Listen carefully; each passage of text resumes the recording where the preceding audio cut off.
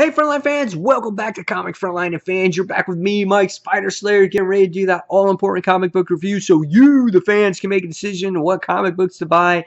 Today, guys, we're talking about DC Comics, Hal Jordan, and the Green Lantern Corps, issue number 1. Looking forward to Green Lantern and getting back to his traditional ways with his traditional costume and getting his Green Lantern Corps members and him leading the Corps. Very excited for this series. We got a really cool cover here as he is in front and center on the cover. We get to see Sinestro, Saranic in the background. We get to see the Green Lantern Corps members in the background. And so I was really excited for this book when it came out.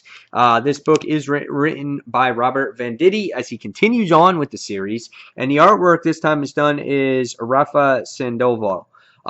I do like the artwork in this book. I think it's really good. It's just getting used to certain characters that I've seen in different ways, especially when I see Saranic in this book. I'm used to seeing her the way she was drawn in the Sinestro series. But nevertheless, the art is really well done. My hat's off to the colorist in this actual book by Tomei Mori. I think the colors are spot on. They're really well done. The constructs are brought to life in a very good manner. We get to see an old shriveled up Sinestro in the beginning of this book, which you haven't seen before. Nice picture here of Parallax. I love the paneling in the book as well. Looks really, really nice. It's a gorgeous book to really look at. Check out some of the Sinestro Corps members. They look awesome. Arkillo looks really nice as well. So visually, this book is pretty well done. Again, Saranic is the only one I was a little disappointed in. She looked a little different. Her facial expressions were off for me. She just didn't look quite the same. But that's just nitpicking it there. Overall, again, that artwork looked good. So let's talk about the story, shall we? All right, so in this book, it opens up as Hal Jordan basically in the outer rim of the universe. He's in some weird sector. It's like in 8, 5, 6, 3, 2, 1, whatever. It's not Sector 2814. He's fighting all these other alien guys, and he's trying to get information, trying to find out where his Corps members are.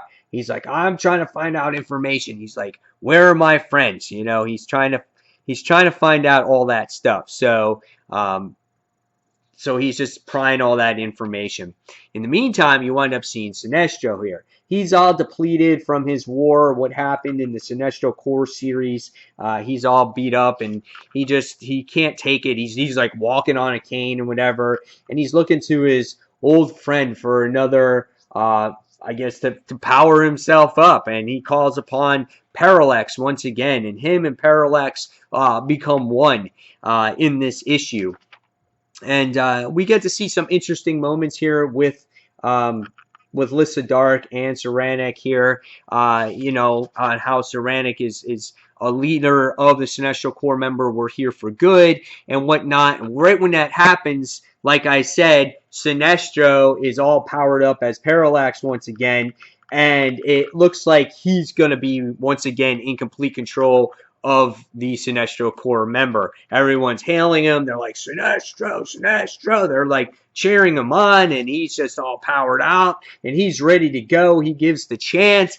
And the next thing you wind up seeing by the time you wind up getting to the really to the end of this issue, after you see Hal Jordan come face to face with a couple of these Yellow Corps members, we wind up seeing out of the cosmos, we get to see an emerald light, and the next thing you wind up seeing is we hear the big sound effects, and we wind up seeing that the Green Lantern Corps members have made it through into their rightful universe. This is a beautiful looking page at the end.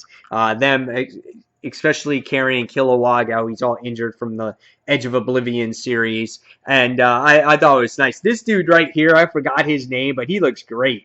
I thought it was awesome. And that's what I love about the Green Lantern Corps members. The variety of characters and the way they look is really what makes the book for me. I just love studying all the different characters. You can go on forever looking at the details of these guys.